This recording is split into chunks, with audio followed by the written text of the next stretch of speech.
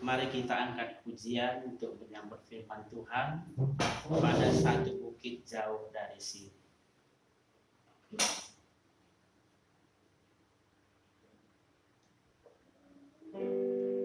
Pada satu bukit jauh dari sini, lihat salib Tuhan berdiri.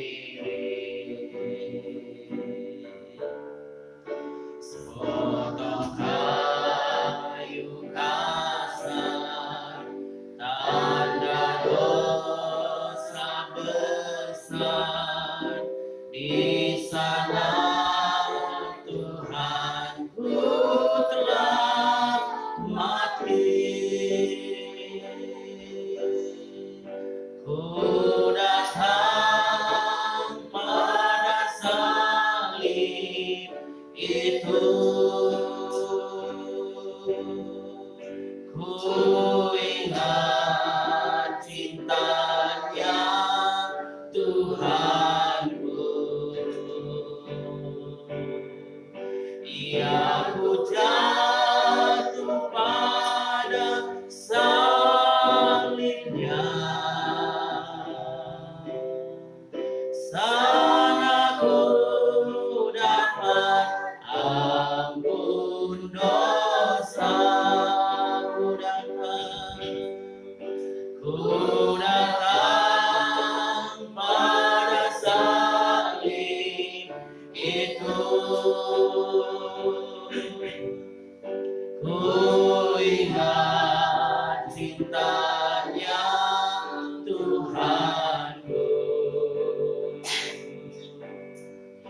Ya ku jatuh pada salibnya,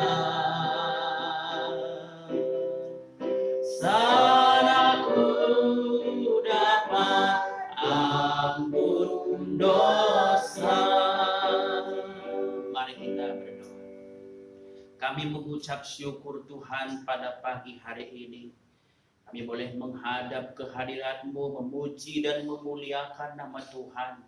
Kiranya Tuhan membuka hati kami agar kami dapat mendengarkan firman Tuhan yang memberikan kekuatan yang baru kepada kami. Terima kasih Tuhan, kami mengucap syukur Kau masih memberikan hidup kepada kami, memberikan kesehatan kepada kami. Terpuji nama Tuhan, kami sambut kebenaran firman-Mu.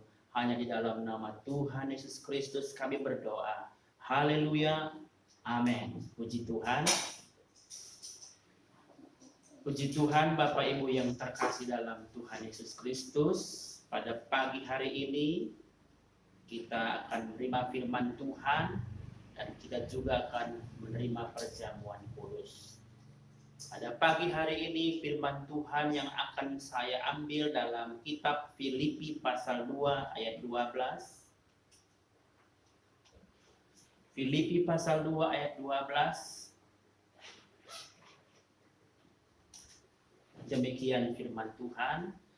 Hai saudara-saudaraku yang kekasih, kamu senantiasa taat. Karena itu, tetaplah kerjakan keselamatanmu dengan takut dan gentar. Bukan saja seperti waktu aku masih hadir, tetapi terlebih pula sekarang waktu aku tidak hadir. Puji Tuhan Bapak Ibu yang terkasih dalam Tuhan Yesus Kristus. Kita percaya kepada Tuhan Yesus Kristus. Mungkin kita masih ingat sejak kapan saya mulai percaya kepada Yesus. Kita mulai percaya, disebut kita menjadi anak-anak Tuhan, ibaratnya masih bayi, masih kecil, belum tahu apa-apa, dan terus belajar. Tapi sejalan dengan bertambahnya waktu, kita bertumbuh dan percaya pada Tuhan Yesus, memampukan kita untuk terus maju pada jalan kebenaran, jalan ketaatan yang terus kita lalui yang begitu panjang. Dan kita melihat Tuhan Yesus Kristus mengajar kita untuk taat kepada kepada firman Tuhan. Sebagaimana Yesus taat kepada Bapa dan dia memberikan teladan kepada kita, ketaatan itu adalah ketaatan seumur hidup. Dan kalau kita taat kepada Tuhan, itu menunjukkan kita orang yang beriman. Karena iman kepada Kristus adalah perjalanan seumur hidup kita bersama dengan Dia. Saudara yang dikasihi Tuhan, kita tidak bisa melepaskan iman kita kalau kita tidak melakukan ketaatan. Atau ketaatan adalah bagian dari iman atau bukti iman. Ketaatan itu wujud iman, dan untuk sebuah ketaatan seringkali memang harus bayar harga. Ketaatan Daniel, Sadrak, Mesa, Abednego kepada Allah, mereka harus membayar harga menghadapi tantangan yang membahayakan hidup mereka. Tapi mereka taat, akhirnya mendapat pembelaan dari Tuhan. Kita seringkali tidak bisa atau mungkin tidak mau membayar harga karena ketaatan yang begitu berat. Tapi perlu kita ketahui, ketidaktaatan kita telah dibayar dengan harga yang sangat mahal. Karena ketidaktaatan kita, maka 1 Petrus pasal 1 ayat 18 sampai 19 harus dibayar dengan darah anak domba Yesus Kristus untuk membayar satu ketidaktaatan atau pemberontakan kepada Tuhan yang membuat kita berdosa, dan untuk ditebus atas ketidaktaatan ditebus dengan harga yang sangat mahal, yaitu darah anak domba yang menebus kita. Itulah teladan yang diberikan Tuhan Yesus kepada kita. Beberapa hal ada yang Tuhan Yesus perbuat atau bisa kita pelajari, kita teladani dalam hal ketaatan. Seperti ketaatan Yesus tidak terpengaruh oleh penderitaan yang dia alami. Walaupun menderita, tetap taat dan tetap melakukan berjalan sesuai dengan kehendak Bapa. Dikatakan Yesus tetap taat, dan nilai sebuah ketaatan sering diuji melalui masa-masa sulit dan melalui berbagai-bagai penderitaan.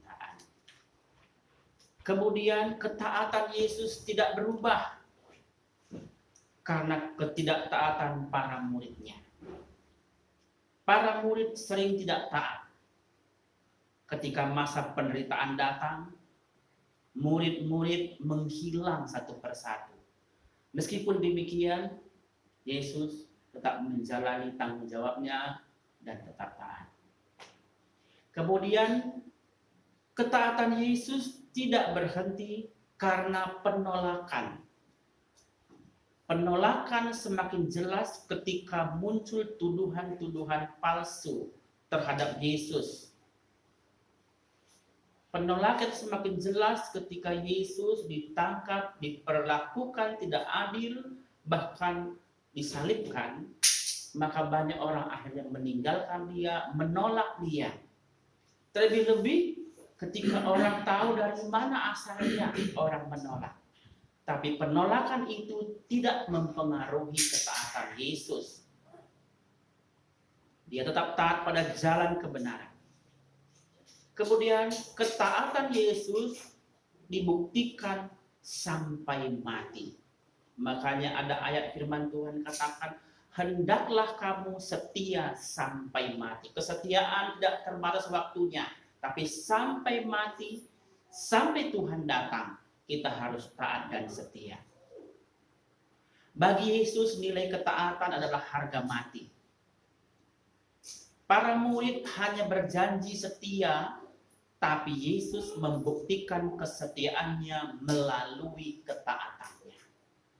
Kita sering diajar oleh firman Tuhan, setia, hendaklah kamu setia. Kita setia ketika hidup kita tenang. Tapi ketika ada permasalahan, ketika ada penderitaan, ketika ada krisis, disitulah teruji kesetiaan kita kepada Tuhan. Apakah kita tetap setia? Apakah kita tetap taat kepada firman Tuhan? Tetapi jalan ketaatan yang masih panjang memang sulit, harus kita lalui dan harus kita lalui. Karena ketaatan itu sebagai bukti iman kita kepada Allah dan sebagai bukti bahwa kita sungguh-sungguh mengasihi Dia. Perlu kita ketahui, ketaatan kepada Allah itu penentu masa depan kita. Bapak Ibu yang dikasihi Tuhan Yesus Kristus, mari firman Tuhan yang singkat ini, baik kita yang ada di sini mendengarkan firman Tuhan, mungkin saudara-saudara yang mendengarkan di rumah, tetap pertahankan ketaatan kita kepada Tuhan, kesetiaan kita kepada Tuhan, karena itulah sebagai bukti iman kita. Hari-hari ini memang kita mengalami kesulitan demi kesulitan, tetapi itu tidak menghalangi kita untuk tetap beribadah kepada Tuhan. Tidak bisa berangkat ke gereja, di rumah kita bangun mesbah keluarga, kita tetap beribadah, tetap dengan kondisi yang sungguh-sungguh kita memuji dan memuliakan Tuhan.